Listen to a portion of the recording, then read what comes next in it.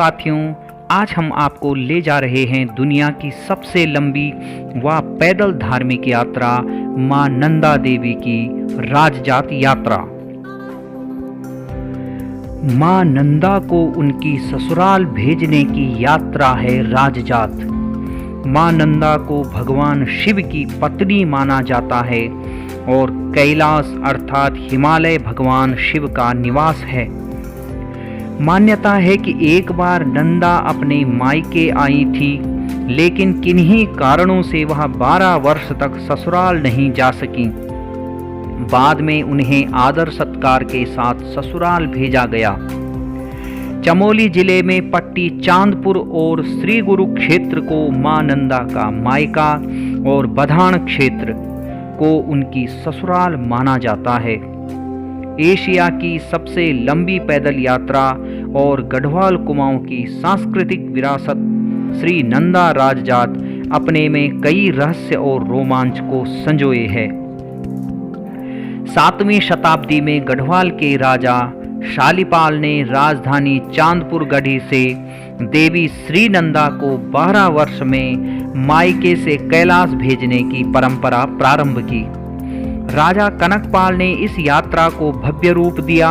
इस यात्रा का निर्वहन 12 वर्ष या उससे अधिक समय के अंतराल में गढ़वाल राजा के प्रतिनिधि, कांसुआ गांव के राजकुंवर, नोटी गांव के राजगुरु नोटियाल ब्राह्मण सहित 12 थोकी ब्राह्मण और 14 सयानों के सहयोग से होता है। चौसिंगिया खाडू। चौसिंगिया खाडू अर्थात 4 सींग वाला भेड़ श्री नंदा राजजात की अगुवाई करता है। मनोती के बाद पैदा हुए चौसिंगिया खाडू को ही यात्रा में शामिल किया जाता है। राजजात के शुभारंभ पर नोटी में विशेष पूजा अर्चना के साथ इस खाडू के पीठ पर फांची अर्थात पोटली बांधी जाती है, जिसमें मां नंदा के श्रृंगार की सामग्री सहित देवी भक्तों की भेंट होती है। खाडू पूरी यात्रा की अगुवाई करता है। हेमकुंड में इस खाडू को पोटली के साथ हिमालय के लिए विदा किया जाता है। सिद्धपीठ नोटी में भगवती नंदा देवी की स्वर्ण प्रतिमा पर प्राण प्रतिष्ठा के साथ रिंगाल अर्थात बांस की पवित्र राज छतोली और 4 सींग वाले भेड़ की विशेष पूजा की जाती है।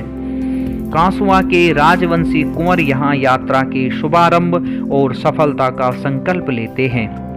मां भगवती को देवी भक्त आभूषण, वस्त्र, उपहार, मिष्ठान आदि देकर हिमालय के लिए विदा करते हैं। इस यात्रा मार्ग में कुल 19 पड़ाव हैं। पहला पड़ाव ईड़ा बधानी। नोटी से यात्रा के शुरू होते ही श्रद्धा का सैलाब उमड़ता रहता है। ढोल दमाओं और पौराणिक वाद्य यंत्रों के साथ ईड़ा बधानी पहुंचने पर मां श्री नंदा का भव्य स्वागत किया जाता है। दूसरा पड़ाव नोटी। ईड़ा बधानी से दूसरे दिन राजजात रिठोली, जाग, दियारकोट, कुकडई आदि स्थानों पर भ्रमण करते हुए रात्रि विश्राम के लिए नोटी पहुंचती है। यहाँ मंदिर में मां नंदा का जागरण होता है। तीसरा पड़ाव कांसुआ। नोटी से मां श्री नंदा तीसरे पड़ाव कांसुआ गांव पहुंचती है, जहां राजवंशी कुंवर माई नंदा और यात्रियों का भव्य स्वागत करते हैं। यहाँ भराड़ी देवी और कैलापीर देवता के मंदिर हैं। चौथा पड़ाव सेम। कांसुआ से सेम जाते समय चांदपुर गढ़ी विशेष राजजात का आकर्षण केंद्र रहता है। यहाँ से महादेव घाट मंदिर होते हुए उज्ज्वलपुर तोप की पूजा प्राप्त कर देवी सेम गांव पहुंचती है। पांचवा पड़ाव कोटी। सेम से धारकोट, घड़ियाल और सिमतोली में देवी की पूजा होती है। सितोली धार में देवी की कोटिश प्रार्थना की जाती है, इसलिए धार के दूसरे छोर पर स्थित गांव का नाम कोटी पड़ा। कोटी पहुंचने पर देवी की विशेष पूजा होती है। छठा पड़ाव भगोती। भगवती माँ श्री नंदा के मायके क्षेत्र का सबसे अंतिम पड़ाव है। यहाँ केदारू देवता की छंतोली यात्रा में शामिल होती है। 7वां पड़ाव कुलसारी।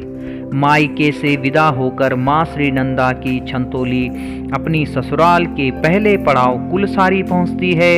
यहाँ पर राजजात हमेशा अमावस्या के दिन पहुँचती है। 8वां पड़ाव चेपड़ियों। कुलसारी से विदा होकर थराली पहुंचने पर भव्य मेला लगता है।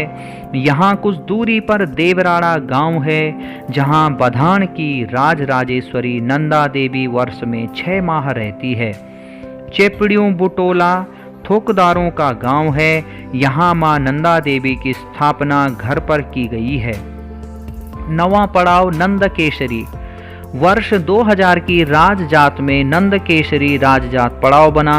यहाँ पर बधान की राजराजेश्वरी नंदा देवी की डोली कुरुड़ से चलकर राजजात में शामिल होती है। कुमाऊं से भी देव डोलियां और छंतोलियां शामिल होती हैं। 10वां पड़ाव फलदिया गांव। नंदकेशरी से फलदिया गांव पहुंचने के दौरान देवी मां पूर्णा सेरा पर भेकल झाड़ी यात्रा में विशेष महत्व है। 11वां पड़ाव मुंदोली। लुआनी बगरियागाड़ में पूजा अर्चना के बाद राजजात मुंदोली पहुंचती है। गांव में महिलाएं और पुरुष सामूहिक झोड़ा गीत गाते हैं। 12वां पड़ाव वाण। लोहा जंग से देवी की राजजात अंतिम बस्ती गांव वाण पहुंचती है। यहाँ पर घोसिंग काली दानू और नंदा देवी का मंदिर है। 13वां पड़ाव गैरोली पातल। धानीग्वर और डाडिम डाली स्थान के बाद गैरोली पातल आता है। यह पहाड़ यात्रा का पहला निर्जन पड़ाव है, अर्थात इससे पहले गांव थे परंतु इससे आगे कोई भी गांव नहीं है। 14वां पड़ाव वेदनी। राजजात में वेदनी पड़ाव प्रमुख है। मान्यता है कि महाकाली ने जब रक्तबीज राक्षस का वध किया था तो भगवान शंकर ने महाकाली को इसी कुंड में स्नान कराया था, जिससे वे पुनः महागौरी के रूप में आई थी। 15वां पड़ाव पातरन चोणिया।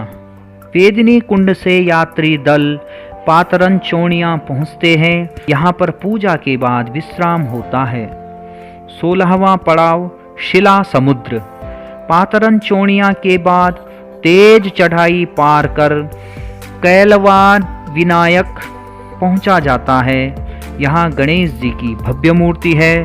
इस दौरान बगुआ वासा, बल्लभ स्वेलड़ा, रूपकुंड आदि स्थानों से होकर मां नंदा देवी की राजजात शिला समुद्र पहुंचती है।